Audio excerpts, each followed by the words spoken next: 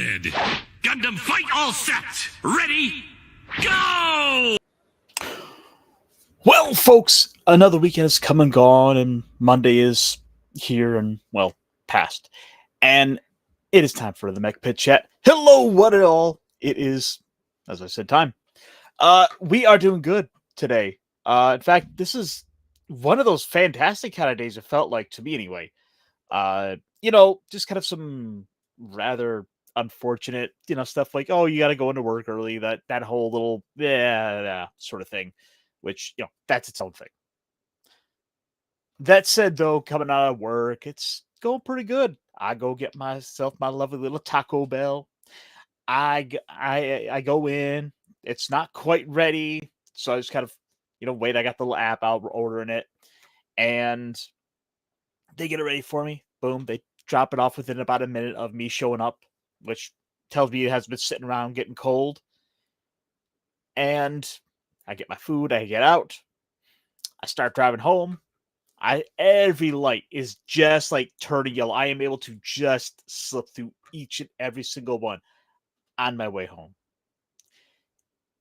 It's been one of those. It's been a good little day for that right there, and I am feeling quite blessed for it. It's ultimately the little things in life that you have to go and really appreciate for yourself. It's so easy to get rather black-pilled and depressed over the fact that Monday's the worst day of the week, and I get my opinion from Garfield. Oh no, we're doing good, folks. Who is in the chat here today? Let me go ahead and say hello to everyone out here, such as the great Vince I can't talk. The great Vince Womack saying crash and burn, and hello, my friends, crash and burn indeed. How we doing? Like I said, it's going good. Also in the chat, we've got, yes. Oh, and by the way, I can't believe I almost missed that one. That story popped up in my feed. Let me lower this down. I'm feeling a little short today, folks. There we go. You can almost see the soapbox I'm standing on. But yes, I caught this news story, and the thing is, like, a couple of days had passed, and I sort of forgot to look up an article on it, and I'm like, oh yeah, I should probably remember that for Monday, but I remembered it. I got something for it, and hopefully we'll be able to get into that. I tell you, must be Monday when I have to look. I was getting nice and cleaned. I was getting ready. I had some new books. I had some new stuff come in the mail, and look, I got a book. Maybe we'll look at that later. Also down here in the chat, we've got the Ultra American TTRPGer. Yeah, you might be happy to see the book I got there. What does that do? If I double click, oh, sorry. It's sometimes I see new little buttons. I'm like, I should push all the buttons. I'm like, no, don't push all the buttons. Things are going good. You're gonna mess things up. Monday, we had a blackout that made me miss 70s RF streams.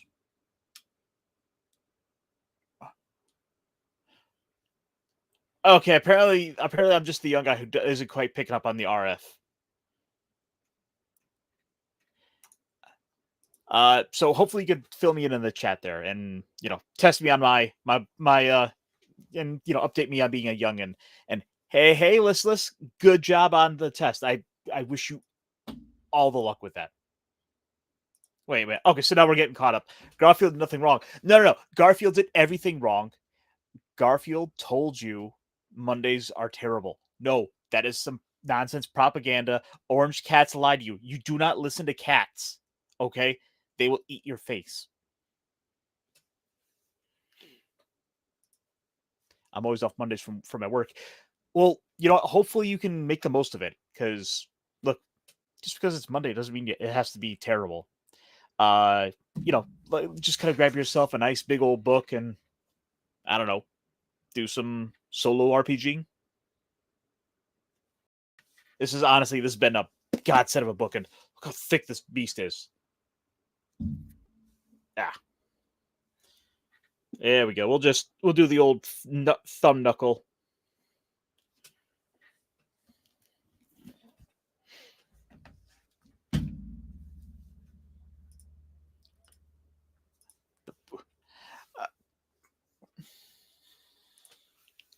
But if it's a show about nothing, we talk about Elaine's tits, right? Yes, we can.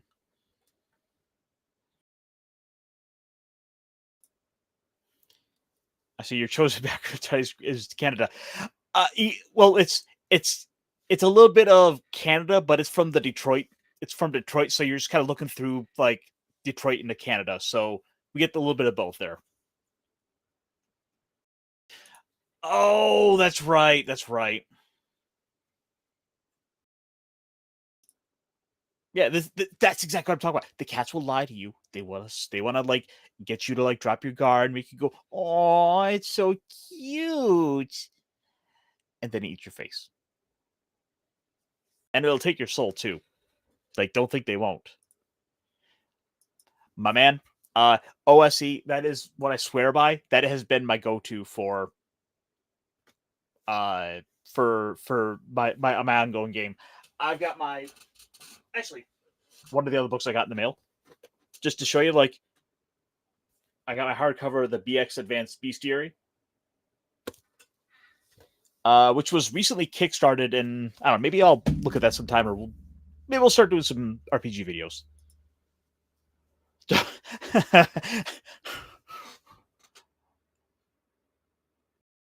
I mean, look, that's only a slight option. Look, going blind is only possible if I roll poorly. Like, I just got to roll good, and as long as I bring out the good fancy dice, I go get out my little like wooden box, and I will go ahead and just my little speakeasy dice that are like liquid cores, and like they've got a little recipe in there, and I can go ahead and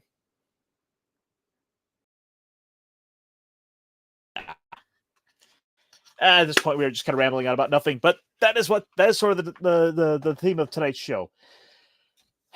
It has been a it has been a it's been kind of a blob sort of time right now. I don't know. I feel like everything's just kind of going so crazy that like I'm kind of losing track of time. It seems like just last week there was all this like end of the world talk that we just totally skipped on out and had no idea for. Uh, like I was just thinking about today. I'm like, did a helicopter crash last week? I couldn't quite remember it, and I'm like, oh yeah, geez, it feels like that was a year ago. But that's also the internet. Ooh, also got the modern necessities. My man, like I know I know the author of that one. Victor's a good man. He won't treat you wrong. I need to throw a little more support behind him, and I need to get the physical copy of that. So I don't know. I'll do some weird crossover with that and all of the other supplement books I picked up. Which, by the way, folks, if you're interested at all, over on my Discord, I do run an OSE game weekly, so it's a bit of a drop in, drop out, kind of come as you will. To quote the late great Kurt Cobain. And yeah, we've been having some fun. We in fact actually let me pull up a map because my players have in fact discovered and have gone to Detroit. Maybe I should have let that. Maybe I should have let the map speak for itself on that one. But this was a story that this was an event that we had done, and I've got this bit of an open table game where I have multiple groups running in the same world, and people are just kind of coming and going. And so, what a group what I can't talk. What any group does becomes sort of canonical to the rest of the world. So it all happens. Corruption within the Earth Federation is put on full display this week. Let's see, timeline wise. Let's see, we're talking February. So probably something around oh, the air company. Yeah, where they probably cut a deal with them. Oh, dear Troy. No. Okay, so let me pull up my map here. Or actually, I could just probably pull up the entire world, but we'll give you a little taste of it. That's it. Yeah. We'll pull up the actual like proper program, and I will show this off because this is. Oh, geez, I think I've been running this since October, at least September. This is a game I started way back in September, and I've had probably about a dozen players in total, kind of coming and going. And this has been a good little bit of fun, especially to kill a couple hours on a Thursday night. So let me see. Da-da-da, da-da-da. We are going to the world. Okay, so so one of the things I've been doing is I've got this lovely little program I picked up called Worldographer, which has been a godsend, and I've been using that in conjunction with books such as this Into the Wilds, which I had just picked up, which is a wonderful little book full of all sorts of rules and stuff for building a hex crawl world. I cannot recommend this enough. But this is sort of my little world I have going on. And if I wanted to actually zoom, which, as we can see, this is, been something I've been kind of playing around with for a while. And yes, Detroit. I mentioned the name as a joke, and the player said, "Yeah, okay, it's Detroit." And then they stole a deer from Detroit. You can't have anything in Detroit. But the idea is that each one of these little we'll highlight one. Each one of these little hexes, these little 6-sided shapes, yes, the hexes, is about roughly 6 miles. And why is that? Well, the idea goes that if you were that in any direction you look, the horizon is about 3 miles away. So everything here is so if you were standing in the middle of any one of these little hexes, any one of these little squares, that will be as far as your eye can see. So there is so much here to go and check out. And I'm going through and I am adding a bunch of stuff in. And you know what? I'm gonna let you in on a little secret. I have layers of stuff here I can show off. I'm like, whoop. But that is stuff for people to discover and go check out. As we zoom out, you can see, hey, there's actually a lot of stuff here. And it's like, yeah, you're starting to like get those little Final Fantasy flashbacks. You're like, whoa, that's so cool. There's a ton of stuff like here, there, everywhere. It's like, what's all going on here? But then you'll notice that like each one of these little hexes, each one of these little tiles is within an even bigger tile. You're like, oh, that's a lot.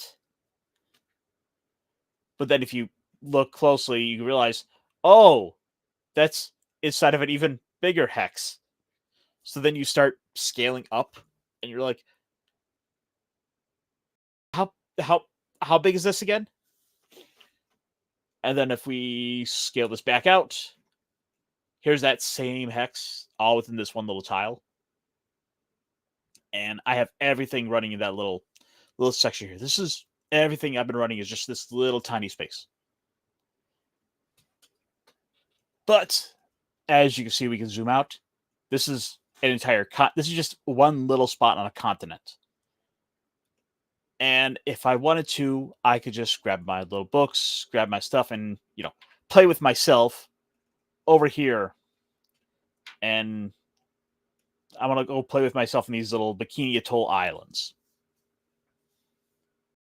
And be like, hey, what's down here? If I zoom in, what does this look like? Okay, jungles and deserts. This is going to be super inhospitable. I love it.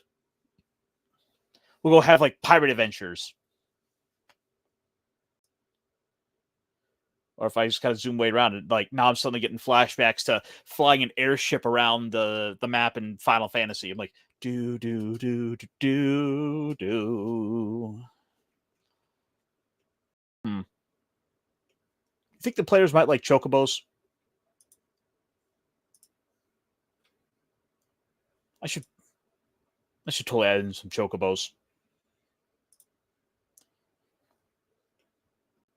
But anyway, folks, this has been sort of my little world that's going on. I've got like I've been slowly build up little documents and pages of stuff. There's like little roads getting built. Apparently, things been going on like centaurs in these plains have been harassing the humans, so they had to build a giant wall to keep things at bay. And now people are using that wall to sort of be a little hideout to protect them, like some bandits roaming around it. It's all not completely controlled. There's a tower that some of my players have spent the last like 2-3 months going back and forth to like from the town and back to this tower, just because they keep running out of time. So hey, we'll go out and adventure for 2 hours, and then we gotta get our butts back home for the week because time is going to pass between sessions. It's ultimately kind of what the players want to do, where we want to go out and check. So it's not like what you would expect out of like a critical role, right? This isn't the type of game I would run in which I have players all decked up to go and fight some big bad guy. You know, it's so hard to really, if the one thing streaming has taught me is that it is so hard to schedule.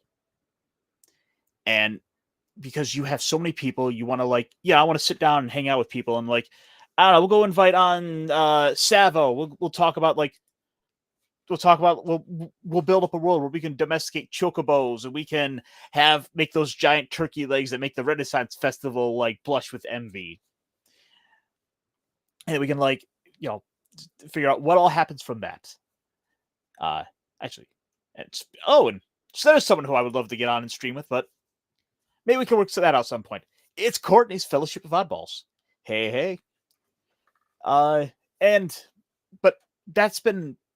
to get back to my original point, scheduling has been such an issue for role playing that I've pushed away from this idea of having a big grand master plan, right?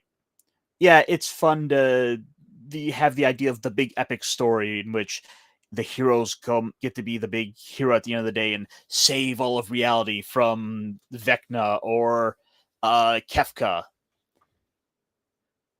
But then real life scheduling just gets in the way. You know, there's always something going on, and if you want to have a big group of players, it just makes it that much harder to juggle. You know, there's always something that comes up. Someone's job maybe wants them to work overtime on the Saturday we normally play on, or maybe your kids have this thing going on, or untold birthdays. There's someone sick in the hospital. Life just gets so in the way sometimes, and so I've really found myself kind of coming back towards this idea of these hex crawl type adventures. Maybe we have maybe we do something to the effect of the players can go out, they can adventure in an area, but then when we're done with the session, we have to go back to a town. We have to go and rest at a quote unquote safe spot, a save point, if you will. And then whoever shows up next week is more than welcome to join in. The adventures can pick up, or we can jump around the map a little bit. Maybe we fast forward a couple of weeks and the players have decided, we don't want to be over here. We don't want to, hang out with Maple Ridge and the Baron who's trying to build up his power there. No. We'll we'll go a little further south. What's going on down here? Yeah, let's go to the swamp. Then nothing of battle happened there. And then a whole different group of players show up. Or, maybe Vince shows up and he wants to play Vince the cleric. And then the next session comes around and he's like, well, Vince is kind of injured right now. He got beat nearly to death by goblins. He's going to be out of it for a while. I need to play Jimbo the fighter. And boy, howdy, we do love Jimbo the fighter. He's such a class clown. That's totally doable. Just as long as we kind of know, maybe an idea of, well, next session, you guys are going to go into the swamps to like fight the frogmen. Like there's rumors about them out there, and maybe we want to go and like try and get some poisons from them that we can use to fashion into antidotes. There could be a farming idea there. It's totally doable. But anyway, this has kind of been one of my several little projects I've been kind of doing. Like one of the things I don't necessarily stream it. Maybe I should in the future. It might be kind of fun to have people kind of come in and out and give it a try. I certainly feel as though over the last few months, I've learned quite a bit more about running RPGs myself. In fact, this upcoming weekend, Thursday I will be running more of this. And then I think Sunday I'm running Transformers as well. So, there's a lot of learning the process for myself. Let's see. We had something similar that you only gain certain skill from leveling up, learning from someone else. Yeah, that's definitely there's a lot of value to an idea like that. It forces the characters to kind of develop the adventure on their own. Well, you need to go out and find a mentor or this blade master who can teach you how to like achieve the next level. You think you're a pretty decent swordsman, but you can be better. In other words, I'm level 5 and I can only get to level 6 if I can teach someone to get me past that barrier. You just gotta like go on that adventure for that. And then in the meantime, while that character's sort of stuck at that bottleneck, you grab your second character over here and you adventure with him. And then as the weeks go on between sessions, maybe that other character with some downtime is going out and looking for those things. And if so, well, then for the next month, this character is going to be off training. He's off limits. So it is currently February 10th, meaning it'll be at least May before you're allowed to play that character again. Now, one of two things could happen. Either A, you could sit here and you can roll up Jimbo the fighter as your backup character. Or maybe you want to be Legolas Legolam the elf. Or I love the man, but he tests me sometimes. You could play the Hobbit Baldo Saggins, who's an actual character in my game. And no, he has no idea about who Nick Rekieta is. This just happened.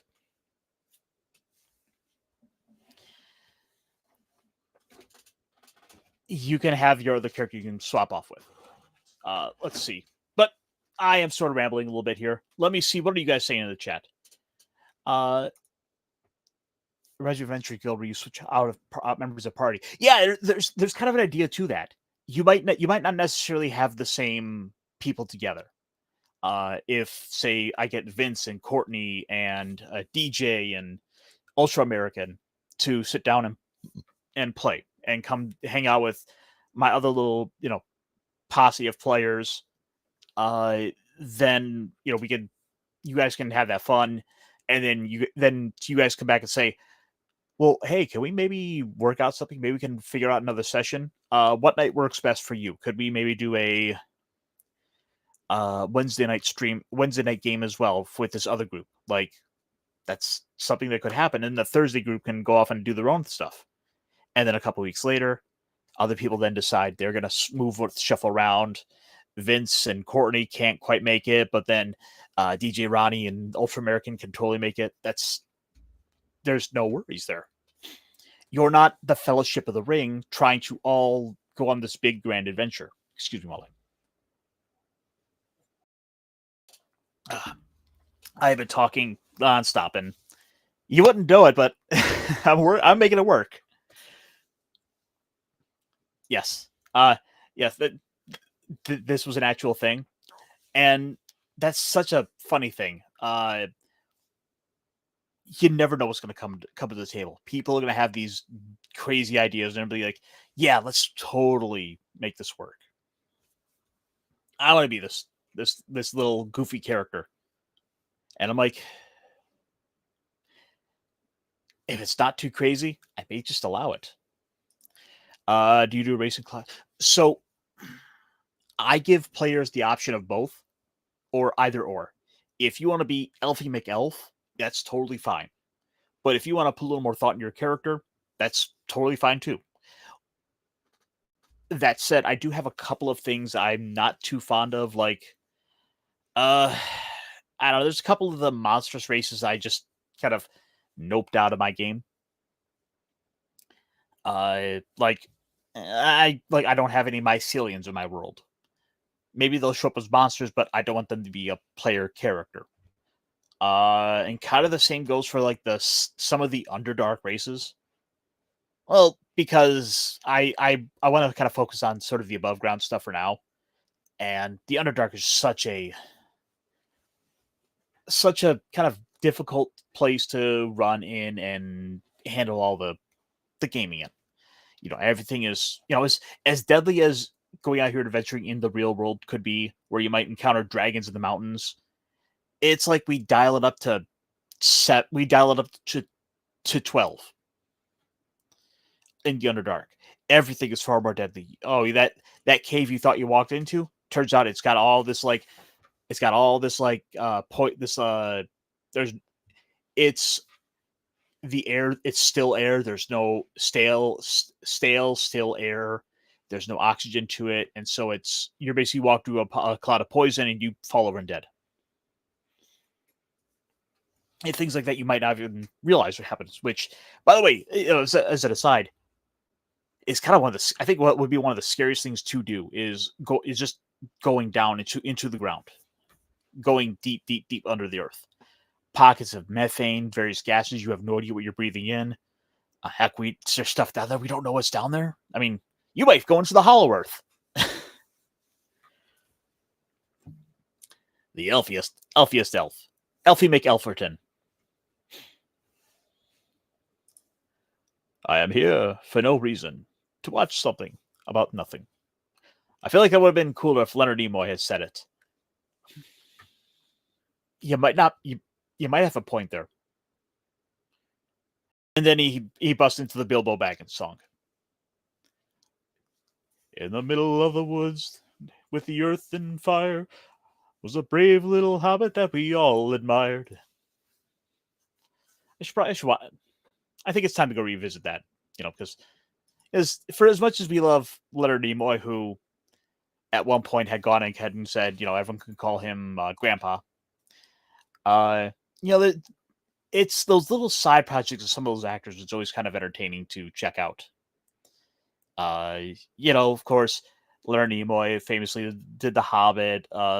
William Shatner went and did his Rocket. He had a whole album he sang too, which, trust me, you ain't never heard anything until you heard Leonard Nimoy sing Spirit in the Sky.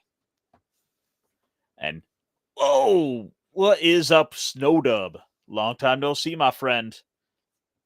We're just trying to be good. We're not getting into any no good. No, not with all the craziness going out there. I'm gonna let all you crazy puppets stay up for that. And Charlie, whoever he is. He's running around here somewhere. I think he screamed something about snow and ran outside.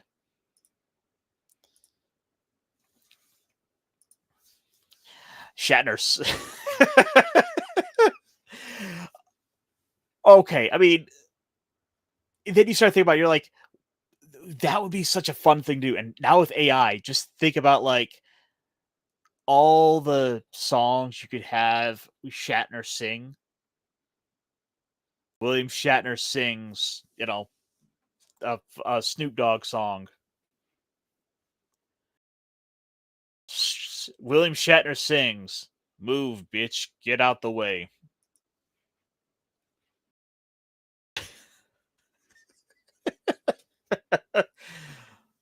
Oh, but he would never. He would never. That man is a national treasure. One of Canada's finest sons, I would add.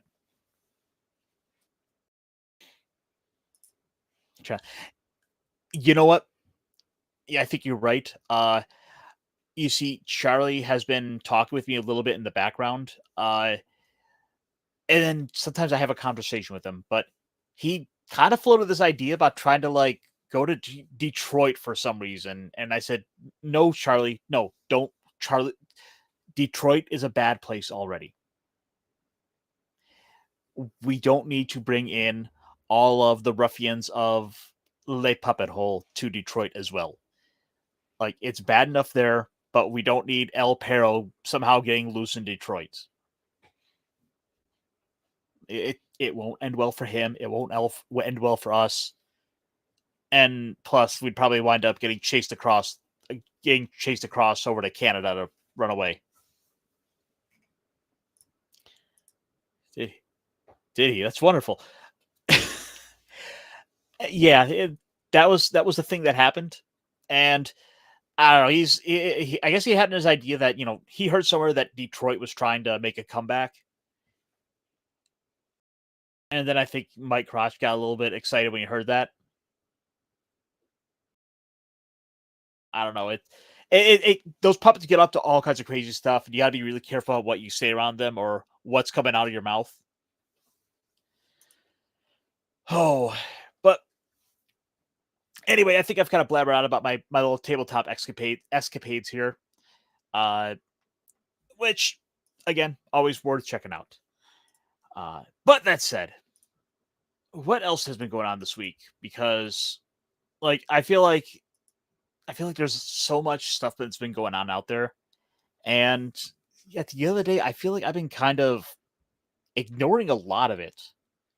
Like, it's ultimately so hard to really keep track of what's all going on out there in the news that you basically have to be plugged into social media 24/7 just to stay up with on top of things. You know, you got to have that kind of Trump energy and like to the point where like you got to like almost get a little shock every time he pushes that little Diet Coke button to be able to keep track of what's going on. Because you literally you have no idea what Trump's going to do. He might just decide we're going to go ahead and we're gonna change French fries to freedom fries, and then it happens. What else is going on? Like apparently, Google is working with old T Money, and they're complying with some of his wishes because, folks, I don't know if you realize this. Oops, no, because Google has been doing some updates. Oh, come on. Of course, right when I'm like doing a show, someone decides it's the perfect time to go ahead and cook something in the microwave. But no. Well, you see, what's this? What? Here's America. Sure. Here we are. And what's this? Oh, it's the Gulf of America. It's official now. Google says so. Jolly, how do you do it? By the way, have you moved on from all of like the Trump meltdown stuff? And are you now like covering all of like the Doge meltdowns? Because I feel like that's gonna be like the next string of videos for you, buddy. Let's see. Uh oh, Goliath champs. Hey, buddy. Long time no see. It's you doing good? I hope so. Let's see. I don't know if this is true, but I heard the reason they renamed it was because they had a treaty that said no drilling in the Gulf of Mexico. Did they now? Okay, that's admittedly hilarious if true as a workaround to it. I mean, Trump, I mean, the guy ain't messing around. And at this point, I think I'd be willing to believe he's up to just about anything. And yes, I would love to find a restaurant in the Gulf inside the Gulf of America. But that really wouldn't surprise me to find out that that's in fact the truth of the matter. But anyway, it's like I said, it's been so tough to really just stay on top of everything going on out there.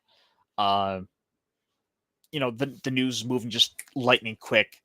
Heck, like the mainstream media can hardly keep up with it all. Like I'm sure if I were to go check, X right now, I'd come to find out that like Trump is just he wants to like whip his dick out and compare sizes with Trudy up in Canada. And like I can actually almost believe that happened.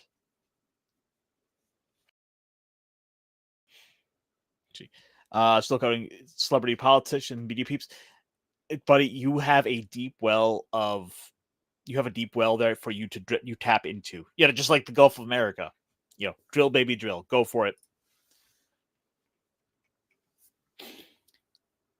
So, what am I doing with while all this is going on? Kind of, falling back into my hobbies and stuff where to be a little more insulary. Uh, I guess it's been just sort of disheartening, really. Uh, you know, we always see everything's moving so fast. Marvel feels like it's so ruined, and people just like are hang on every single word, every single breath, and it's like it's like people are all sure that like the new Captain America movie is going to fail, and maybe I think it's just gonna kind of do middling. At the end of the day, I'm guessing probably 750 million dollars. I think that'll be probably the box office total for that movie. But I really don't have any interest in seeing it. I'm like, there's not much coming out I'm too excited for outside of I don't know, some re-release that's going to come out in theaters.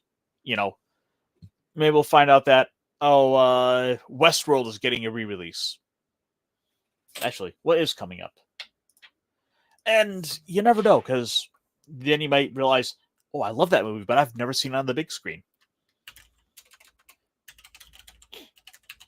So what has old Fathom got going for us? They've got like half the movies I saw last year, I think. Okay.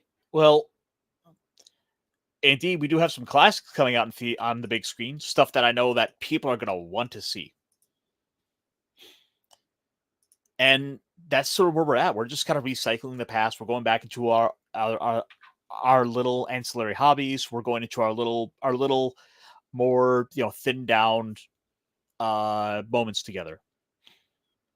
By which I mean you've got people going into these small little circles and enjoying themselves. I mean, for example, the D&D stuff has always been going on, but how many people are all coming together and saying, "Yeah, we need to make this big moment here. We need to all come together and watch whatever the latest Taylor Sheridan show is, Landman or Tulsa King." The thing is, they're just ultimately not the same sort of cultural touchstones like we used to have. Like, what was it when, like for example, Dallas when someone shot Jr. That was like one of those moments that I was just kind of known about in the culture. I've never seen Dallas, but I know about that storyline and also how they parodied it on The Simpsons, which again was another one of those cultural touchstones everyone came together around.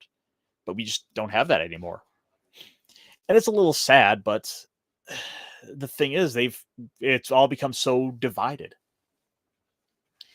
But maybe we'll find some hope in 2025 as a chance to kind of come together. After all the divisiveness that happened with the election, it's a time for healing. Speaking of healing, well, we're going back to those classics. And look at this.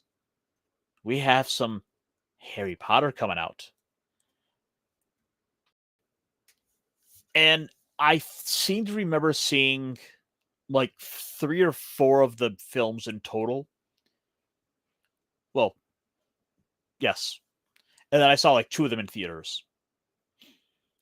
I'm not going to sit and pretend like I was an uber Harry Potter guy. I've read the books, but I only read the books like once. Punkwaddle, don't worry about it. Actually, I'm probably going to go for a little while longer, especially if you want to come on and hang out. Just kind of reminiscing and just kind of taking a little easy. And things are going pretty good. So, do what feels good, buddy. I want to see, like, well, this is your chance to go see it. And we've got a screening here in actually Thursday night. So, I'm not seeing that because I've got my old school Essentials game to run. But as we go down, we see, like, hey, we've got a few more things. Movies 2, 3, 4, actually, all within the next, like, couple of weeks. So you can get a big old marathon of those kind of back to back to back to back. Or opera. And what do we have for classics? Just that. But it was just a little bit of a down disappointment. I was kind of hoping for more, fun stuff. Wait, do we have no? Because I mean, Fathom events would often have a lot of amazing stuff. Like I think that's how I caught Batman Batman 89 in theaters. Of course, that was also like the same weekend the Suicide Squad movie came out. Oh, those words I'm not supposed to say. Oops.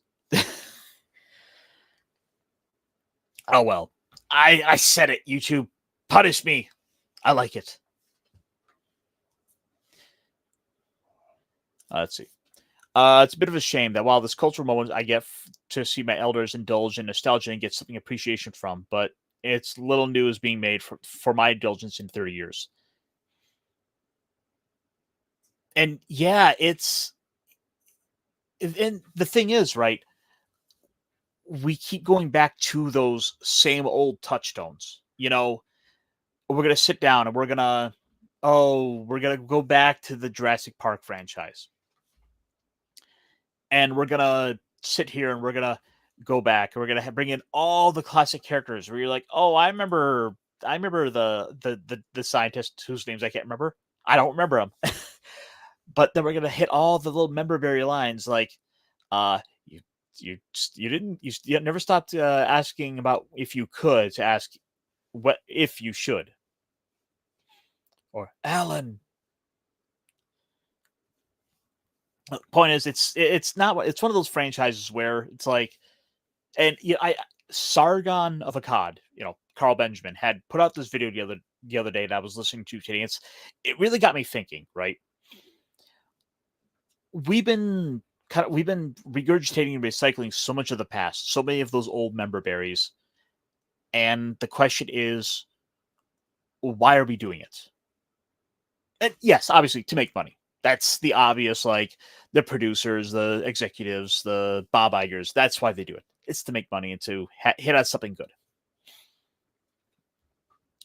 However, the thing is, though, oftentimes when we hit those, the thing is, though, they did those they did those to really touch on something, to go ahead and, really try to reflect on ourselves. Like, for example, with Back to the Future, right? Which is one of those franchises I hope we never do see, and as long as the creatives involved are still there and still have their control over it, we may never will. The thing is, with a franchise like Back to the Future, what is left? Right. That's the question. Like, what else could you possibly do other than let's remake the first movie? It's like, no, we already have Back to the Future. It's called Back to the Future. What more can you do? Well, we could go to the future. Well, we did that. Let's go further to the past. We did that. Shit.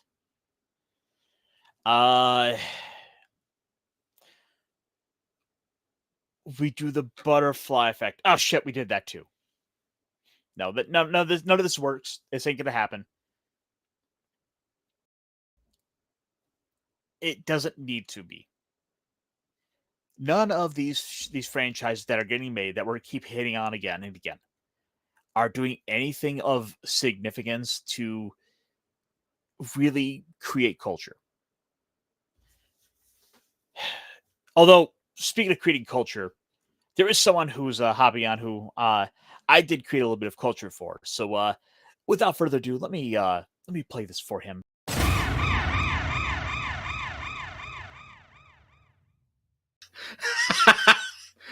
That's amazing. Okay, that's amazing. It was worth it just for that.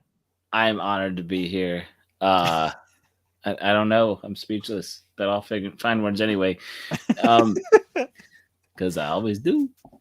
No, I think what you're talking about is similar to something I was talking about with a friend with dinner earlier tonight.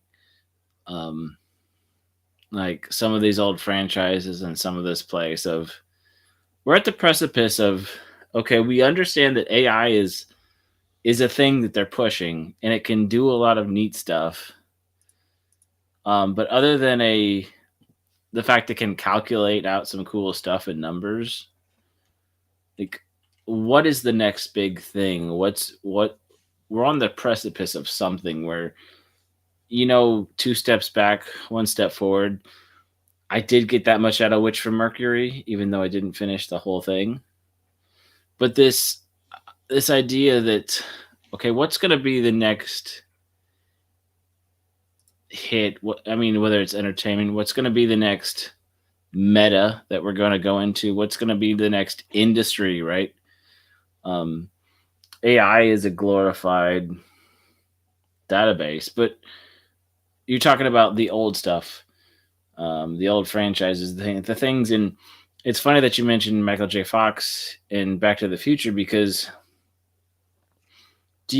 so you remember when he played a character with OCD on what was that show about a city office? Maybe it was what was that thing?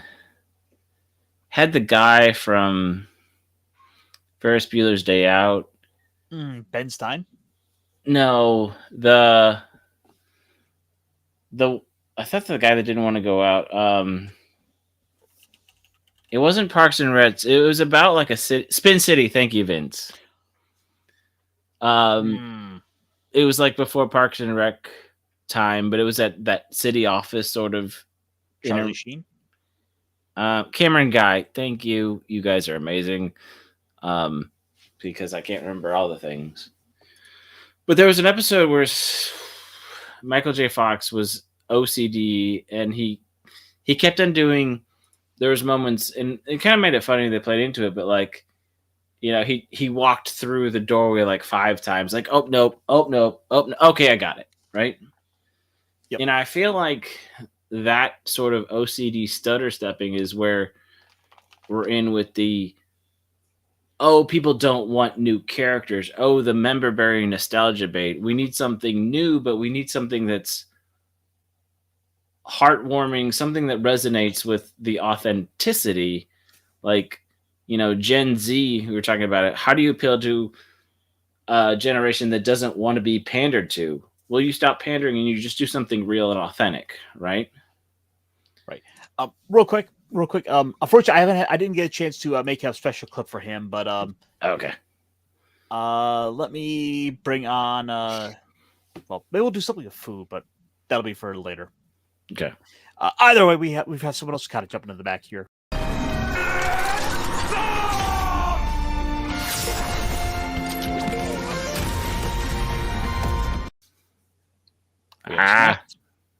special clip, huh? Oh Well, boy, I we'll, think I'm depressed. a we'll new work that out. snack is detected. I don't know. Maybe we'll do going on, something fellas? with like a snack drawer. Yeah. True. But Um, but anyway, you were I'll saying a Spin City. yeah, but like in I think it was Vince who said Charlie Sheen took over for Michael J. Fox because he was fading. That was when we early learned about the Parkinson's, and they tried to play that off. That this idea that like, okay, it's the same thing with that new show with Tim Allen and Kat Dennings, right? Where she's a kid, single mother who's coming back home. They didn't get along. I haven't watched any of the episodes, and I don't know if this is what America needs, but it feels like with Tim Allen, his shows, he was a family man. He was an era, right? Does he still speak to this generation? Kat Dennings was the well, it was the two something from Two Broke Girls that everybody knows about, and she's been in Marvel, and she has this sort of snarky, sarcastic, yes, figure that a lot of people pick in their memory, and they're two different people from two different eras. Will it be a cheesy sitcom that is immemorable? Well, like you're saying, you're going back to revamping. Oh, there was another island for Jurassic Park. We're stutter stepping of like we're trying to move forward, but we keep going back to the beginning of the walkway, like Michael J. Fox did. Mm-hmm. It's like we have to try again. We have to try again. We have to go back to reset to a point where something made sense and there was a ground and a foundation that people can attach to because there is sentimental value and there is some sort of resonant frequency that we can all say this was good, even though they want to say there isn't a standard, there isn't a moralistic or behavior or ethical or something. It's like, why is Friends still amazing on streaming? Why does it have such? I didn't watch Friends, but why is it still popular? Why is Parks and Rec still running Peacock? Right? Well, Why is The Office always everywhere and always like? Yeah. Well, I don't think you're wrong there because I mean, really, you stop to think about it, right? And there was something there to those shows. I mean, Spin City was very successful, and it was something where they wound up they changed actors, and I would say it remained fairly successful. And also another couple of shows that did that as well were shows like Cheers. Like Diane left the show, and they kept going. Yep.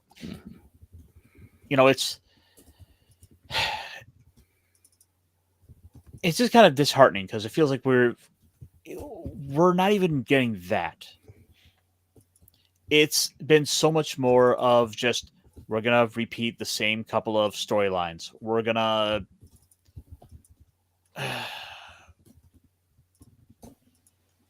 just gonna keep going back to what we've done over and over again. There's very few changes, or the changes we're making are we're gonna make sure we promote the Whammons. But who knows how long that's gonna last now, thanks to all the DEI stuff and the USAID that's been going on. What? Right? You don't support the Whammons? Well, I mean, Ted Danson has another show that we just started watching where he's retired, his wife passed away, and he's infiltrating a old folks home to try and figure out who stole something. And it has some people from Brooklyn Nine-Nine and some of these other shows and comedians that have kind of earned their weight in the public eye. But it's like you said, we're still anchoring to those people from Cheers and these actors. Like The Good Place, it was successful. Like I've said enough, but go ahead. Well, the problem is they failed to really find those actors that are able to be the next breakout stars.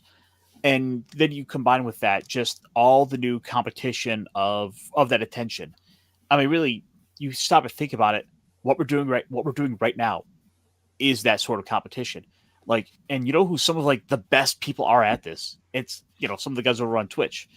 I hate to say his name, but Hassan is up there as one of those big prominent people. But I would point more so to Asmongold. He's a guy who I've seen people from all walks of life really like find themselves drawn to. Like VTubers like Kirsch are just they find themselves so drawn to him because he kind of he reflects sort of something about themselves. But again, it's that authenticity, like because like he's led a life that other people have seen themselves go down. That's Yeah. interesting to think about. Well, And I mean, you remember though what Robert Meyer Burnett said. What is the currency of the modern day is authenticity. mm-hmm. And is- you know, for all the things he said, and I believe he's genuine in a lot of things he says. That I would say is probably the most true one of them. You know, put aside all of the he heard like someone who he knows has saw like whatever Marvel movie and said it's the best one yet, which you know that might be that person might like it, but that person might have some biases. It's hard to say. That I feel like is one of the most true statements the man has said. Am I wrong? No, I don't think you're wrong. It's an interesting way of looking at it, though. You know, I would tend to agree, though. Well, okay. There's a caveat to this oh, I love caveat. because, Pushback. well, not even pushback, but no, in the way that like another name drop, Paul Chato has talked about on YouTube. If you look at the algorithms, if you look at what makes you a YouTuber successful or the parasocial media is reacting to reaction videos. And we've joked about it, but Reaction inception, yeah. And But- I see hold on, that and I see. Oh, go ahead, continue. yeah, and I want to hear what you have to say. But like the caveat is you have the people that want authenticity, and even the people who are craving the drama stream still want the authenticity on this other side. But it's this like there's people that will live into the drama and live into this kind of fake rat race, and even though they still crave the authenticity, it's like watching the low budget B-rate movie at midnight, and you're like, I could watch the really good movie that I know is solid, but I want to watch this crap and I want to keep watching this trash, and I crave the authenticity, but this cheap thing is so inviting that we have to choose ourselves, and because both options are readily available for us, right? And I do want to hear what Snacks has to say. Please go ahead. No, I agree. I agree. There's so much like there's someone's reaction over someone's reaction, and how many times do you just divide everyone's reaction until like we're not even talking about the subject, the main, the inceptionary subject, you know what I mean? And I don't know. It's a little interesting because it's just like either they are reacting at your reaction or they're just using it as kind of what do you call it, like Springboard? Yeah, springboard, but platform. I guess platform's the only answer to say that. To use it as a platform to talk about this other, thing that they would normally probably wouldn't talk about, But yeah, I have seen on YouTube, like I think 6 reactions deep of a piece of media. So, where's Kevin Bacon now? Kevin Bacon is not real. Well, they were VTubers, so just saying. VTubers aren't real either. Everyone knows that. That's just true. This is true.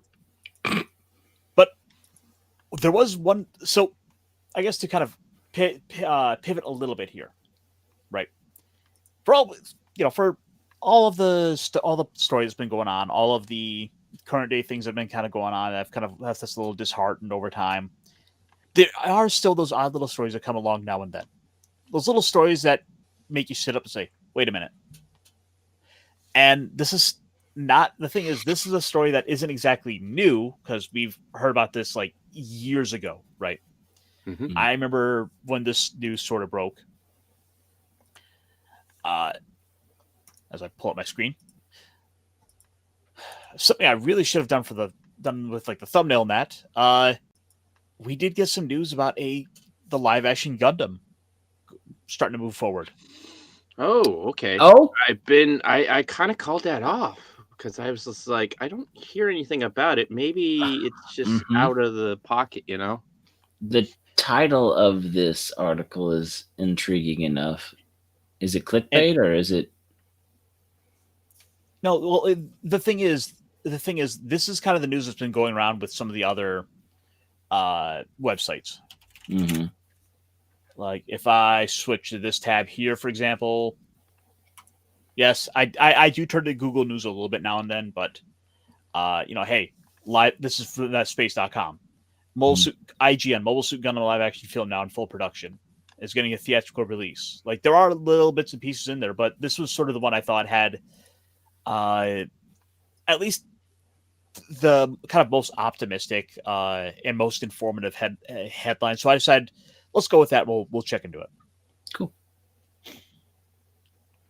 Because that artwork's been out for 2 years, right? Yeah. Well, it's something we've known about for a while. And with that, I guess we should also point out we do have a poster. Oh, cool. I like posters. That's it. It's good. It's a good little poster. Kind of at least gives us like a big old like. It's kind of hidden in there about the G for Gundam, which that's a nice little touch. G is for Gundam. I really love to play. You're right.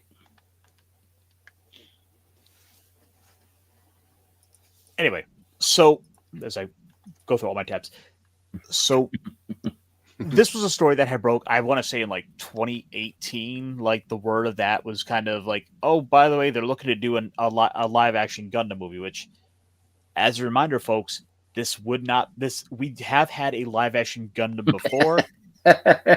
G Savior. Did we see a Gundam actually moving in that movie? I don't think I've ever seen the movie. I have no idea.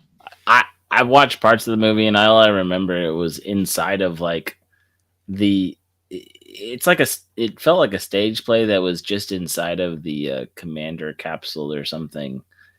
Like it wasn't a lot of actual Gundam action. And the thing is, Gundam as a franchise is something you can easily work into telling sort of like political espionage stories. That's something you could easily do about it with this kind of overarching backdrop of giant freaking robots. Giant freaking robots, yeah. Sorry.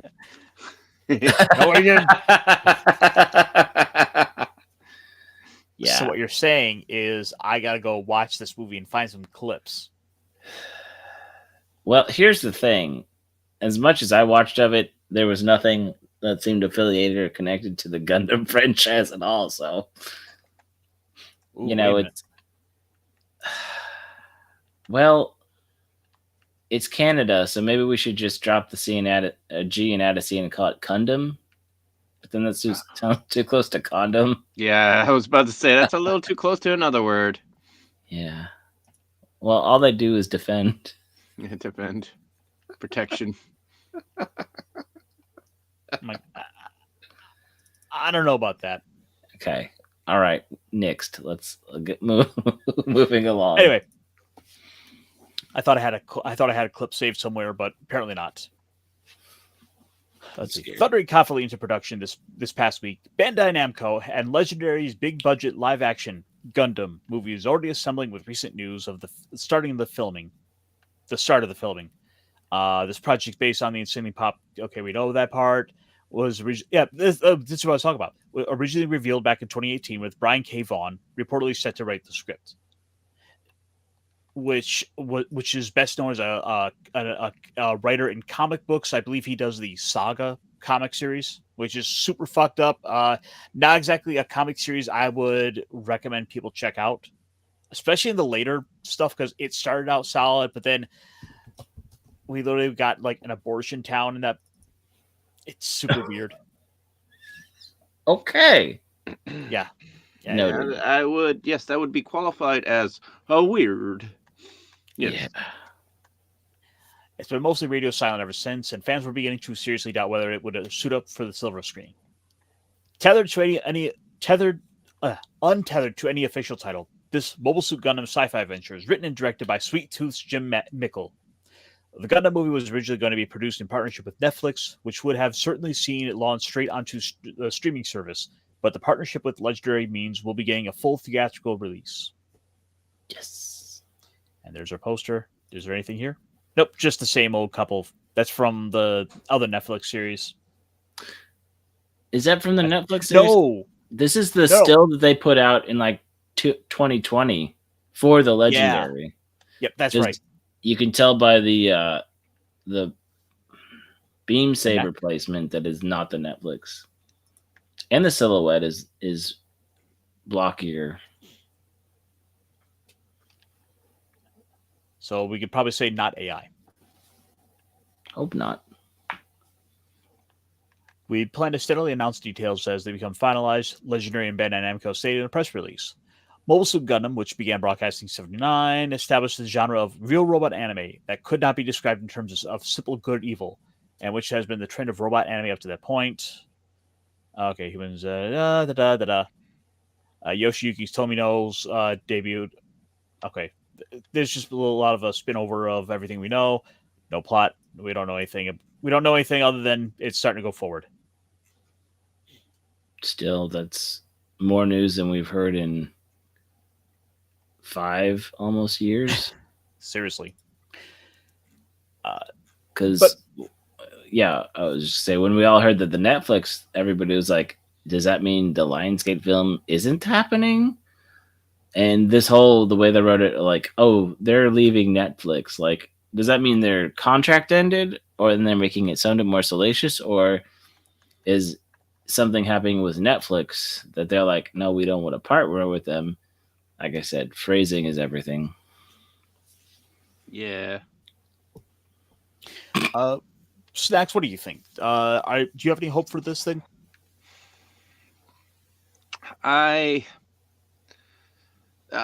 So there's two ways to look at it. Is the silence a good thing or a bad thing?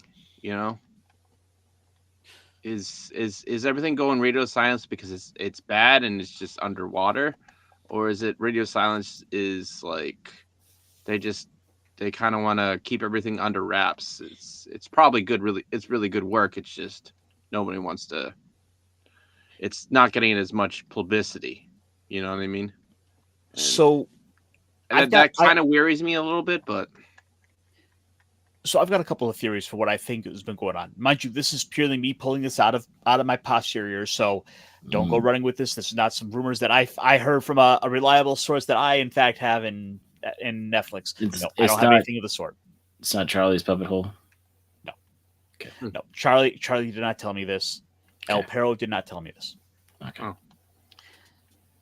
My theory is that possibly the Netflix deal fizzled out. Mm-hmm. And that's what I'm kind of speculating, is that the Netflix deal just didn't go forward because they didn't want to put the funding into it. Because if you stop to think back to 2018 or so, what was the other big prominent sci-fi series that they had a deal with over at Netflix? Star Trek. Oh. And as you recall, they were kind of tied up in that with a lot of contractual obligations and first offer stuff. They had to finance a bunch of it. Okay. And I'm guessing that because the Star Trek deal bit them in the butt, they didn't want to get tied up with this other thing that there's no proven track record with a live action movie for Gundam. And Netflix is also with Yu Yu Hakusho, and now One Piece did so well, and they're putting a lot of resources into the next season of One Piece, and how many other seasons that we'll see how long it goes. So once again, they've committed and gotten their resources tied up in things that are not Gundam, even though it's still a very beloved franchise from Japan. It is, but the thing is, Gundam is still a bit of a niche in and of itself. Mm-hmm. I'd seriously want to question and be interested to see some more raw data on just what sort of ratings, how popular it actually is overall. And I think I think they'd probably look at it and thinking, This is a CGI show with giant robots in space. The CGI budget on this thing overall is going to be up there. We got to have a lot of special effects shots. There's going to be a lot of, FX houses that would be having to be paid for, X number of scenes per episode, so much work. We've seen what happens when Disney gets involved. Well, and Lionsgate did albeit so well received Elizabeth Banks Power Rangers, but they made those Zords come to life really well. So they do have the chops. Right? I believe that wrong. was. I mean, so like, and Lionsgate for a while there, especially 2010s, they were pushing out a lot of before all you saw was Marvel and Disney in the theater, you saw a lot of powerhouse Lionsgate movies. So this could be good for both of them. Just looking on their website right now, John Wick, The Hunger Games, Saw, Twilight, Rambo. Yep. And say what you will about those. I'm not gonna sit here and pretend like I was I've seen any more Twilight than the one movie I got tricked into seeing. Been there. I'm never gonna forget that. I was asked, "Hey, do you want to go see a movie?" You got tricked? Oh shoot! I watched because I was curious. I got tricked into it. Right. Huh? I was told by some friends, "Hey, we're gonna go watch a vampire movie. Do you want to come see it with us?" Rude. I said, "Sure." I sit down. I got my popcorn. I'm like, he sparkles. Why does he sparkle? Zach. Agree. Mind you, I think him and his brother, they're both there with their wives. A couple of other family friends went along as well, and I'm just, these son of a bitches. I'm the single guy here by myself. Mm-hmm. They set me up. Not in a good way. Mm-hmm. It wasn't even a blind date. Is there a good way to get set up? Well, I mean, if it was a blind date and there was somebody there to experience it, commiserate, there could have been something, but they didn't even do that. They didn't give me the courtesy of like the blind date. I got to hold the popcorn. Oh, so did it leak? No, it's nothing like a puppet hole. Oh, that's good, I guess.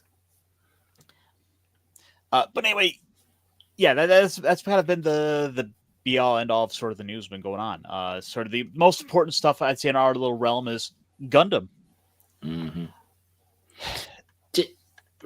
Real quick, did they say? I thought I heard something that they've acknowledged that there's supposed to be another one or two Hathaway movies, haven't they?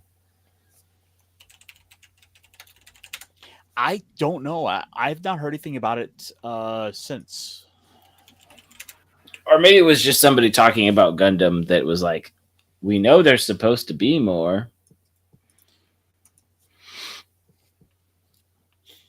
Let's see. I'm going to Game FAQs for the most reliable of sources on Gundam news. So how many other movie projects? Pandemic might have put... Yeah, that's kind of a good point. The pandemic might have put a hold on it.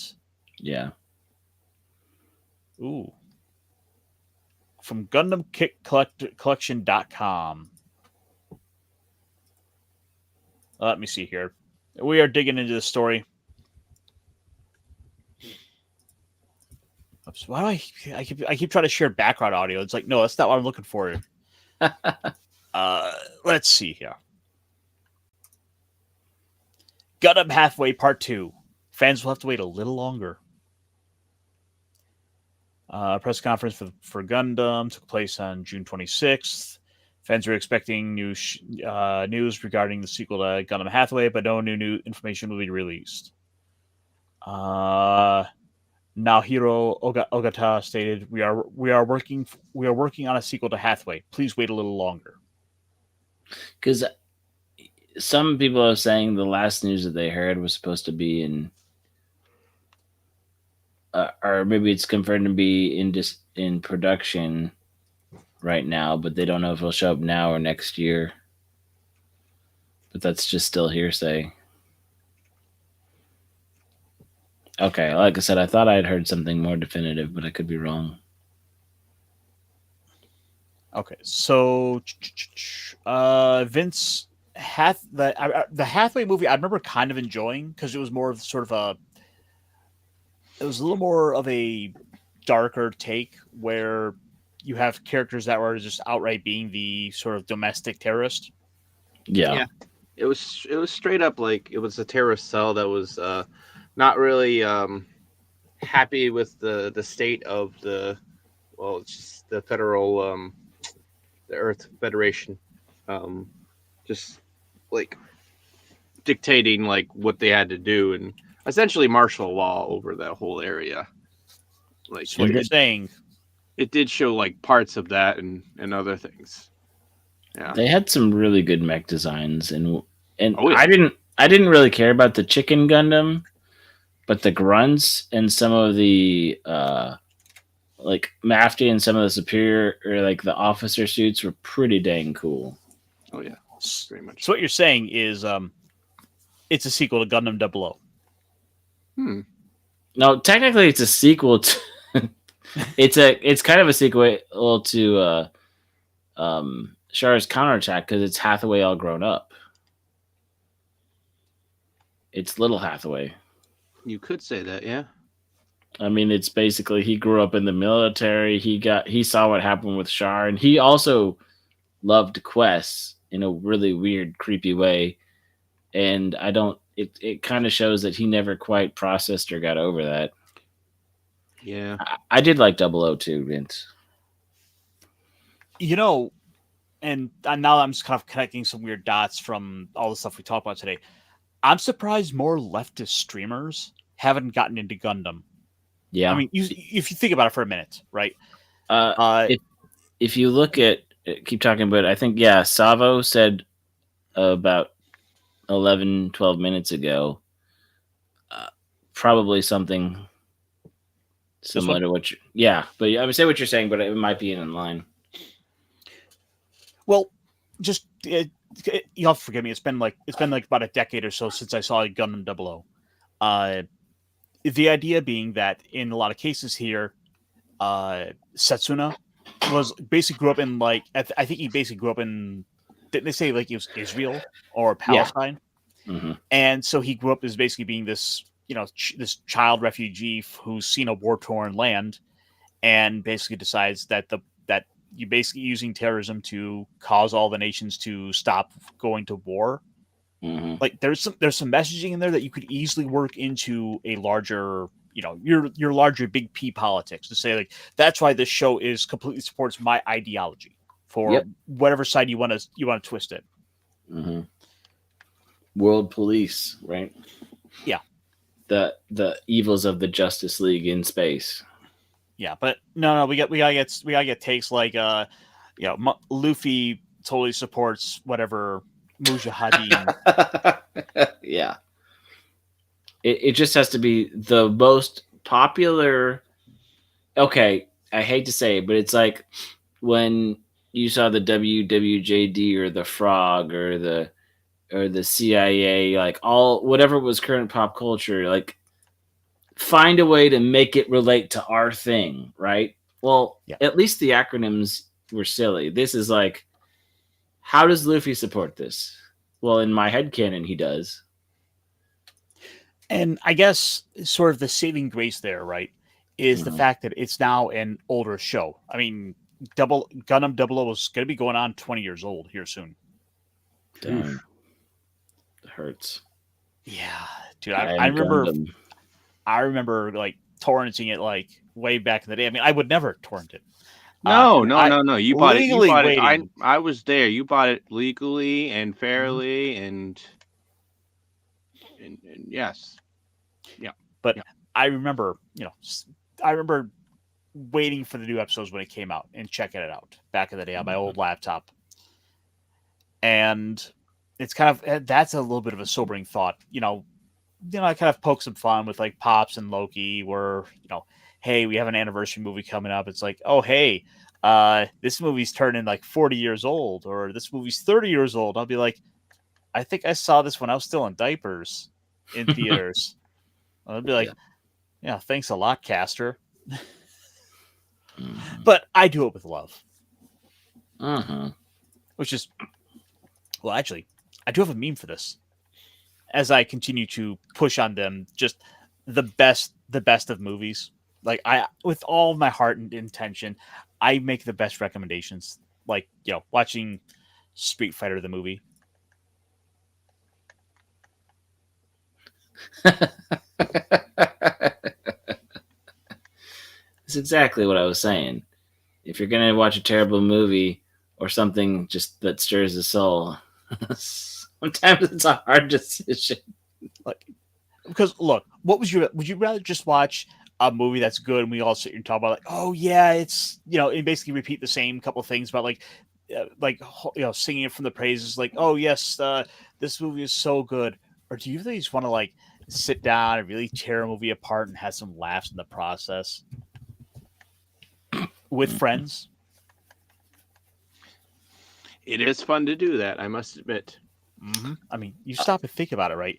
Like, we can sit here and we have all this back and forth, and we can. No, where there it is.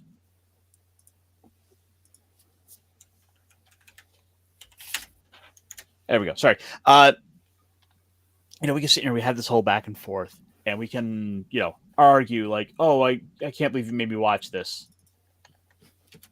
Or we could turn around and say, just kind of like with a bad fart, like, that was a good one, but I'm gonna get you better next time. Hey, come smell this. Mm-hmm. And then you do. And sometimes there's a lot of bad farts out nowadays. I agree. Yeah. Stale.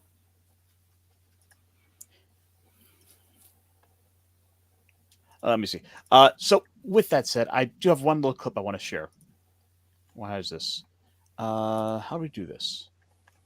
Okay, sorry. Still learning some little ins and outs with the software here. Okay, so we will share this instead. And I'm going to show one of my other little recommendations. And I'm going to mute myself just to be safe on this. One of those movies I love to recommend because it's bad, but there's a good little heart in it.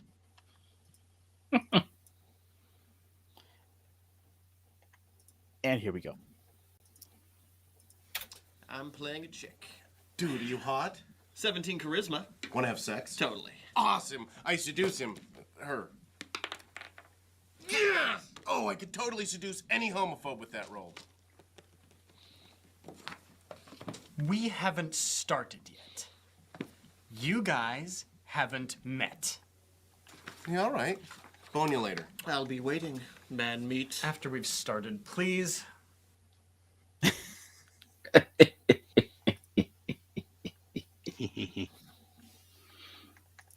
And that's once what again I am about. Do you remember the episode of Community that they don't air? Like, I think they pulled from Netflix. I think that is, of all the episodes of Community, that is the one I've seen. The montage of the innkeeper.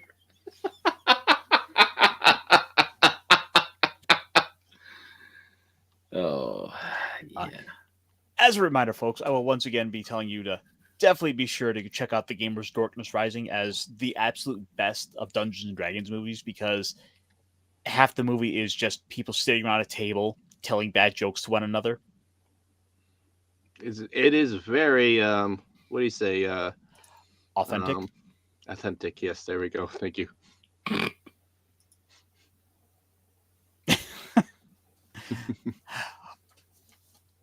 Okay, Vince, I'm going to need a little more context there. Were you playing the chick, or were you the one trying to seduce the other dude playing the chick? Were you the dude playing the dude? Wait, were you dude playing the chick doing the other dude? I'm a dude dressed up like a chick trying to be another dude. Wait, what? Don't you worry about it. This is D&D. I can do whatever I want. Now roll for seduction. But if I was a bard, how much could I start my character off with the sax and knowing how to play Careless Whisper, or is that something I'd have to learn throughout the course of the game? Or maybe like a set spell I have to choose at the beginning of every day. See, I need to get a clip of it, but friend of the channel, Guard Bro, who has his own system out there, the Veil Riders. By the way, great. It's about a bunch of military guys going into a fantasy world like an isekai with guns and kind of like Gate. Yes. Okay. I love that anime. As he would run a game, and you wanna try to seduce something, he's a big old kind of burly looking bearded dude like me. Big burly boy, yeah. He leans in and he's like, "You're like, I want to roll a seduce." All right, seduce me.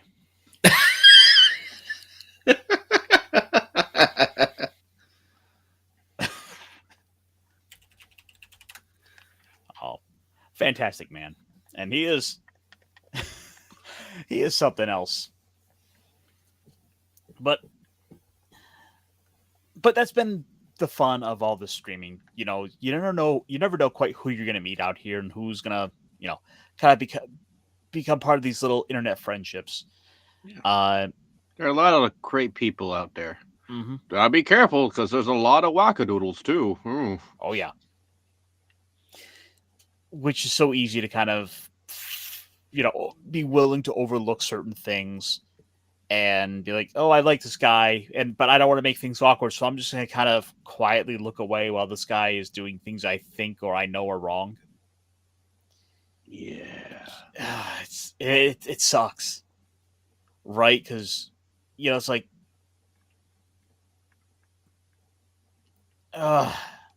some people just got to make things so difficult, or they think they're so full of themselves that they can't possibly get caught. Like, I'm going to make sure, so which is why I think the real solution is just to tell everyone, like, yeah, I'm looking at like some big titty elves. Don't they know I will catch them every time? Goodness. And you should look into the camera like, hey, why don't you give me the sauce for that one? That's right. That's right. You give me the lamb sauce.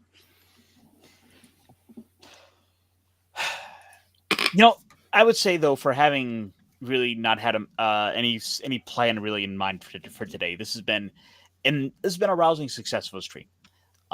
That's good. Great I choice still have a of couple words. ideas in mind, and I have a cat around here who's wanting attention. Yes, I hear you. Meow meow. We did get human, give me food. Meow meow.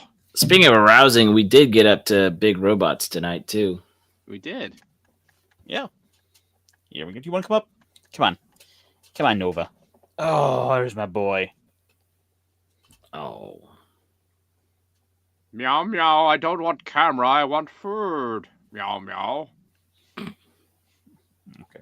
We good? I think he's telling me he wants some food or he wants attention. Oh, okay.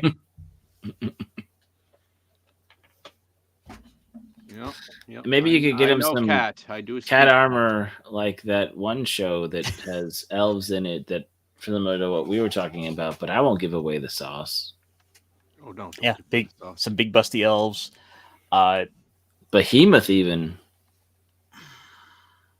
Which, by the way, I guess we'll kind of as something to kind of wrap up on.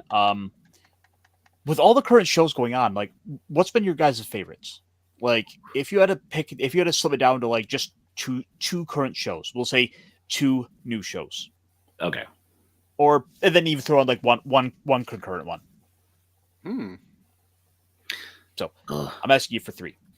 Okay. Since I'm kind of throwing this on you guys. Yeah. I'll go ahead and start with myself. Go back to Horizon Zero 2. Dude, I'm telling you, Kamen Rider 01 is fantastic. Good little series. Anyway, as for myself, I gotta admit, I didn't know quite what to expect of it at first. In fact, I was kind of willing to drop it after like the first episode. even given the worthless appraiser class, I'm actually the strongest, has really been kind of winning me back over as time has gone on. And even with that, there's still a lot of the self-same tropes that you would expect out of many another kind of harem anime that are out there. Yeah. He's the toilet maker, right? No, he's the guy who gets like the two eyes and has Oh, like a yes, like yes. and inside of his eyes are like basically living all the like the waifus. Yep. Yeah. That one is I did actually I do like that one. It you're right. It does have all the classic harem tropes and all that stuff, but it doesn't do it in an extremely untasteful way, you know. Right. No, I think it's fine. It needed time to kind of get its feet under it, and at the end of the day, it's not doing anything to really shake things up. The action is fine. Although I think there is the fun little twist with it where the guy's basically was it this one? Yeah, where the guy's basically got a little harem built up, and it is also like some jewel collector guy. So he's like got the guy who's trying to latch on and be a husband too in the mix. Oh yeah, I did. I got to that episode. I think I'm an episode or two behind, but I think I said this to Brandon. I don't know if I said this around you, but it reminds me a little bit of, well, maybe it doesn't quite, but that Monster or something. Maybe that's not the one, but it does feel like it's like everything. Monster. That's the one where the guy he dies and he gets born as a low level goblin. Right. But there's some of these like this one, and I was gonna say the toilet guy too, but there's just something about where it's show and tell. Like there's nothing too in depth, nothing too like hard to follow. It tells you the story, but it kind of shows you some things, but it also explains it with exposition really well, so that it's not so complicated that like after a long day work you don't want to watch it because it takes too much energy, right? It's a fun one. Takes too much energy to sit down and watch. No, but I do get that bit. Sometimes it's like, oh, I don't want to sit down and invest in not. Okay, like say a couple of weeks ago with Shangri-La Frontier, if you're exhausted after a long day and you know that battle's not going to end at the end of this episode, do you really want to start it, or do you want to wait till you have the energy to really follow the details because they're telling you things in all that action, right? No, I get that bit. And even and with that, you sort of have the advantage of if you put it off a little bit more, you could then get 2 episodes back to back, so you could at least get more of a fulfilling bite out of the battle. Yeah, that's what I've been calling like cooking it. You know what I mean? You just gotta wait for it to simmer, and then you just binge it all at once. Yeah, that's a fair point. As for a second current series I'm enjoying, well, Red Ranger's fantastic. That one is that one has been your continuous homework, right? A little bit. I'm always like a week behind on it or so. That's just because like streaming is always getting in the way. I got a movie I gotta watch every week for one of the other shows I'm on, or I've got some books I gotta read. I gotta get ready for a D&D game. I gotta find the time to watch it. Just like I gotta watch this Tomb Raider. It also comes out Sunday, so you only have about 24 hours between it coming out and watching and before the stream. So it's like I didn't catch it this week either for the same similar reasons above. I caught it, but oh, okay, all right. I'm just extra. That's cool. You know, some of us.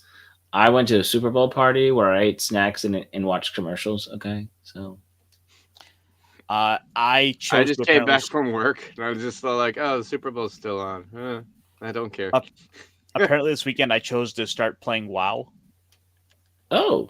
You've been talking about going back to that a while, haven't you? Yeah, and the thing is, for me, it's something I played it for like a month or two back in about 10 years ago in 2016. Mm-hmm. And now that I am running D&D, I'm wanting to go back and check that out for its world building, for the environment, and that there's elements to it I wanted to use and experience for research. Mm-hmm. But yes, I would say Oh, if you, I could real quick go through my list of things that I've enjoyed right now. I would say for new series, I would say Headhunter to Another World has definitely got my attention.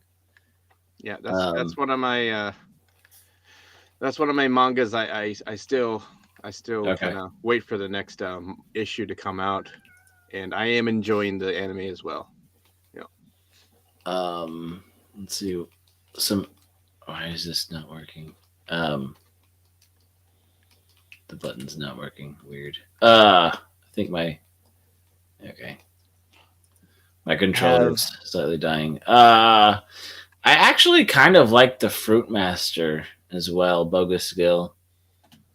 That one's been again in the kind of Remonster sort of like, it kind of tells you it's light, it's fun. Somebody compared it to Spy, or Spy, or whatever. Spy Family. That's why did I say Mad TV version? But yeah, because it's like a found family of people that, the two that grew up together, and he's like, we're gonna join a party, but then they get different skills, and then he can eat all the fruits and get all the skills, and then the little kid that's not supposed to eat a fruit gets a skill. She comes, like, she's not like Anya because she has the appraiser skill, so she can read so much and interpret so much. She's not a psychic, but it's a somewhat thing of she's unassuming, and people don't realize how valuable she is to the team for her appraisal skill, which is ironic because appraiser is another one of the main tropes of this season. Sorry, Nova decided to come back and visit me, but that is one I think I will probably check out, the fruit.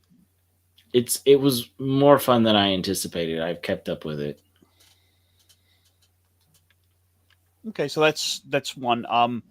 What was one more?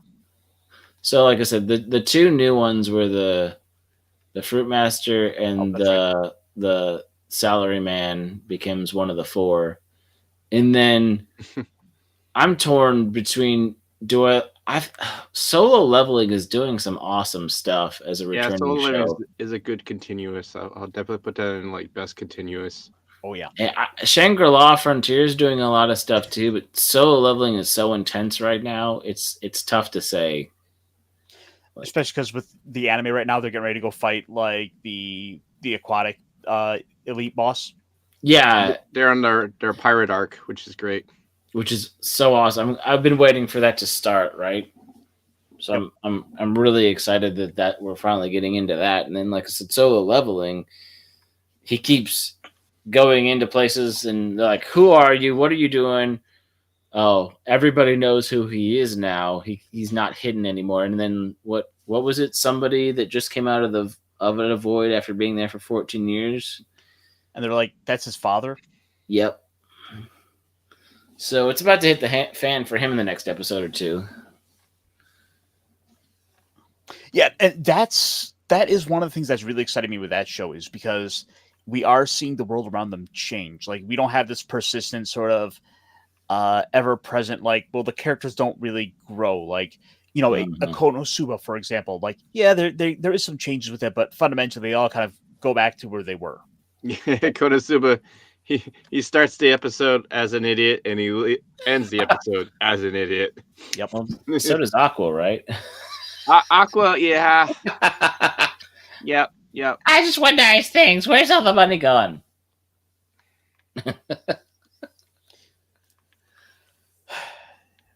But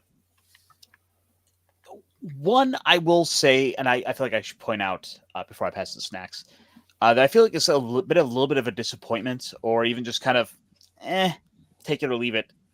Dragon Ball Daima.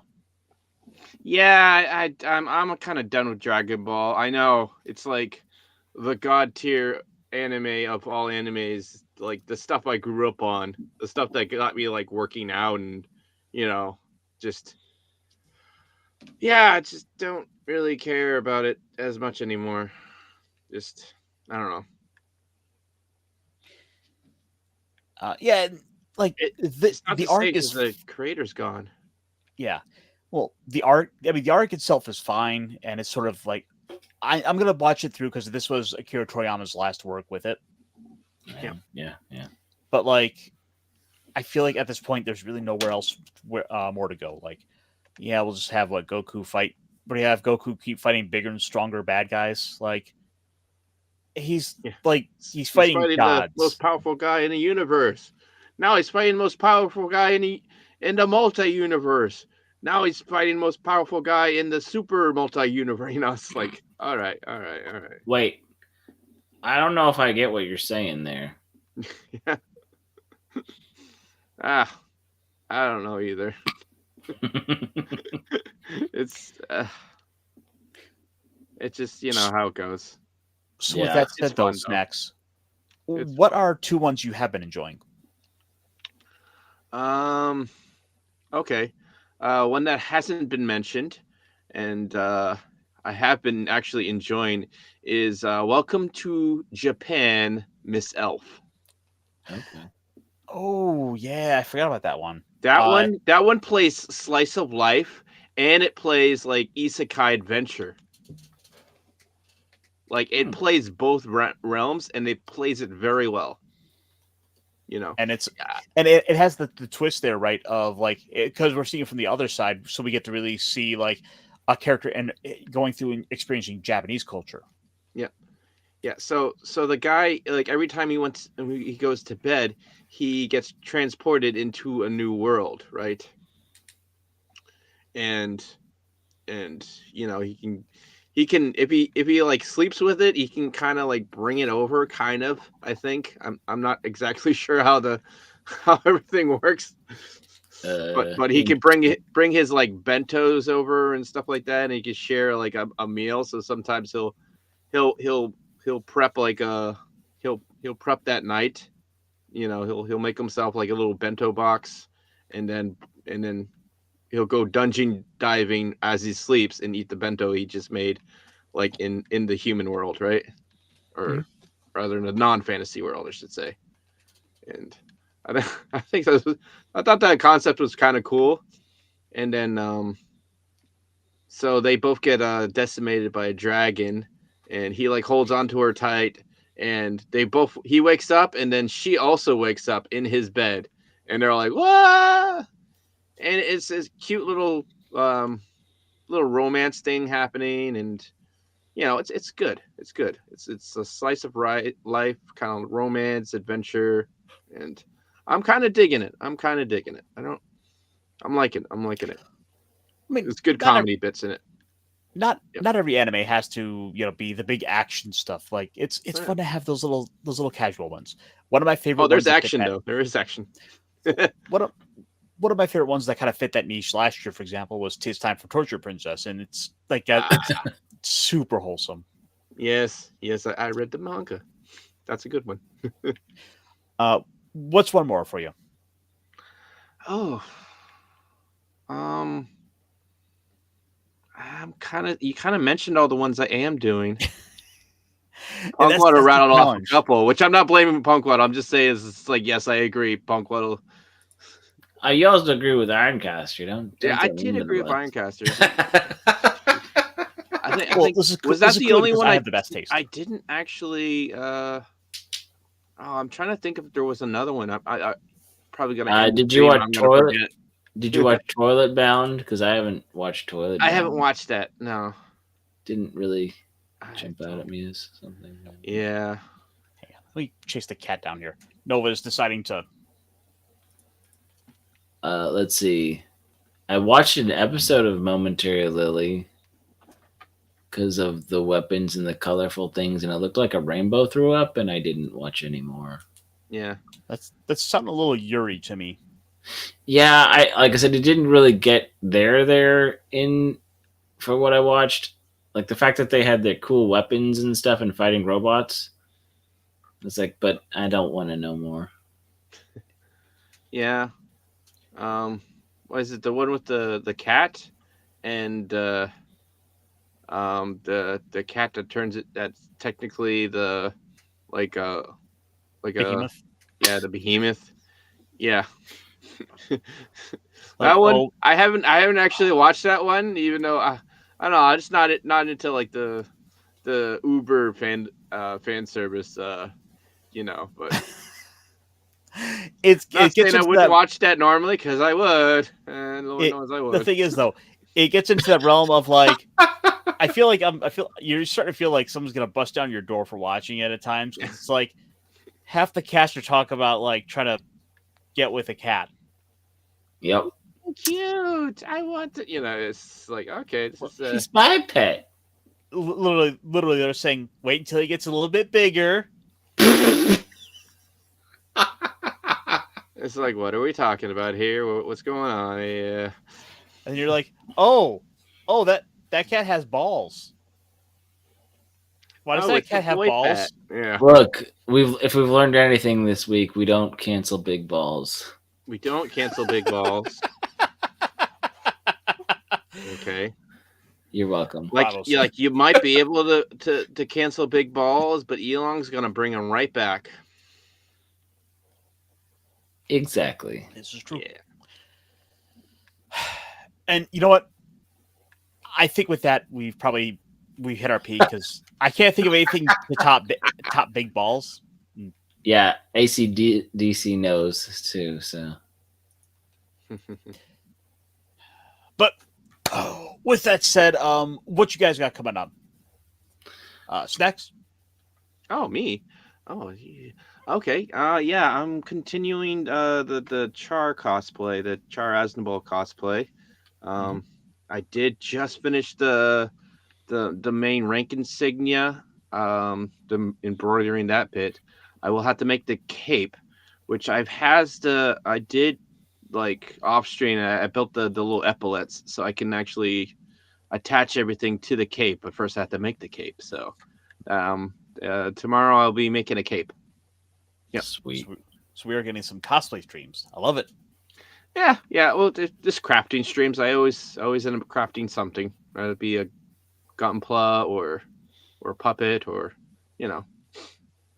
some cosplay. Yeah. I mean, it's good. It's good to get in those hobbies, and at the end of the day, you've worked on a new skill. You've produced something out of it. I haven't built a cosplay in ages. It's been way too long.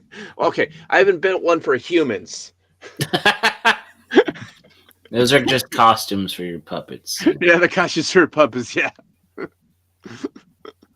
Well, Lord. to be fair, it takes a lot less material to make a costume for a puppet versus a huge human being. Oh, no. You see, you're not entering the costume contest. Gator is. I will ask around, like, after my first, like, the contest, if I actually am able to participate in the whichever one that will have me, and I'll ask us, like, is it okay for the puppet to enter? The answer's probably going to be no, but you never doesn't hurt to ask, right? And that's why you have a companion outfit, so that basically it's the puppet is part of the outfit, so that if they're like, no, but you have the puppet and it completes the ensemble, then okay, we'll let it slide, right? Yeah. Yeah, you could have Gator and you could be the Goblin Slayer. I thought about that. But with that said, Punkwaddle, what you got coming up, buddy? Well, just trying to stay positive and apparently get enough sleep, because apparently sometimes I can get cranky, I've learned. And I don't know, with the weather being back and forth the way it has, and I don't know, like having trouble sleeping or forgetting that I drank a Dr. Pepper at 10 p.m., which was a terrible idea because I don't drink caffeine that late anymore. But like I said, trying to stay positive. I did try, so I haven't done a live stream yet, but I'm going to try a new little segment on Monday mornings called Breaking the Ice with Punkwaddle. Something thoughtful or silly maybe to, help bring in Monday, because usually Mondays you need something to listen to while you drink your coffee or water cooler chatter, or something that maybe lighthearted, maybe thoughtful, but like I said, just saying, hey. What, Punkwaddle? Are you saying you're trying to make something to give people a reason to look forward to Mondays? Well, I don't know if I'm going that far, but maybe help Monday be a Yeah, little only bit. weirdos do that. Yeah, I don't want to say that I enjoy Mondays, but maybe to help make Monday morning a little bit easier, having your friendly neighborhood penguin sheriff. Or dare we say, make Mondays great again? Mm, we can, with Just the say it, morning. Punkwaddle, say it. Well, with your power, with our powers combined, if I break the ice in the morning and we have Mechpit at night, maybe once again we can make Mondays great again. Sunday, Monday, Mechpit days, Tuesday. Wednesday, Mecha What? days. What is this, Vince Womack? What are you talking about? Where did this fake news come from? Saturdays, Look, the if I Mecha could comes. have a nice penthouse suite paid for by the government in New York, maybe I would. But I am a legal penguin. Oh, because you're breaking the ice. Oh, ha, ha, ha, ha. You know what? You have my respect. So, as we sitting here wrapping up, I will say that I think I might have to do a bit more streaming because I suddenly found myself short of some funds. Because I've got a couple of new projects I need to fund. Yes, of course we have stuff like our little we like, for example, there's all the new books I've been picking up that those are nice and all. But no, there's something more. I suddenly feel an unrelated purchase, something that I totally don't want to stream and get super chats for. No reason in particular.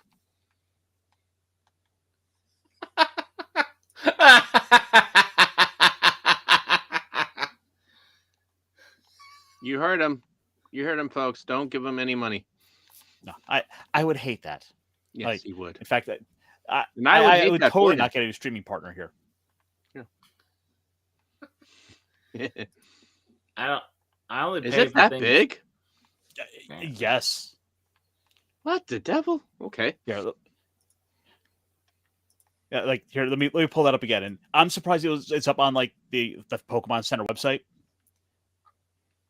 63 inches tall. That's pretty tall. Plus, shipped in mid-July. I'm just saying, guys, it would be a great. I mean, it totally wouldn't be a great birthday gift. Don't worry about that. Yeah. Birthday schmirthday. Yeah. Anyway, that said, though, I will be on tomorrow with Pop Still Loki for Talk Hard and Squeaky Mouse, of course. Sorry, it's so weird to get in 3 names there. Tomorrow, I will be over with them on doing Talk Hard, where we are doing Batteries Not Included. Nice. Which was I think an 87 movie about some old people whose houses will be getting ready to be demolished by is getting ready to be demolished, and some little aliens come to save them. Yep. Weird little movie. I had never heard of this thing until I think I watched it it a few times as a kid. And I couldn't help but think about Short Circuit during it. But that is for to be discussed tomorrow. I'll be on a T-shirt as well for our little Tuesday with Geeks, and who knows what we'll get into. And of course here. Oh, sorry, I said that out loud. I mean, that all depends on how many more big robots we have. But folks, I think with that we're gonna be hitting our way out of here. And guys, be blessed. Take care of yourselves. Give yourself some love. Reach out to others that you care about, because we could all use that little bit of pick me up. And I think we'll be going out on a little bit of some uplifting music here. One of my personal favorite clips. And of course, one more reason to watch The Gamers Darkness Rising. So be good, folks. Take care. And let's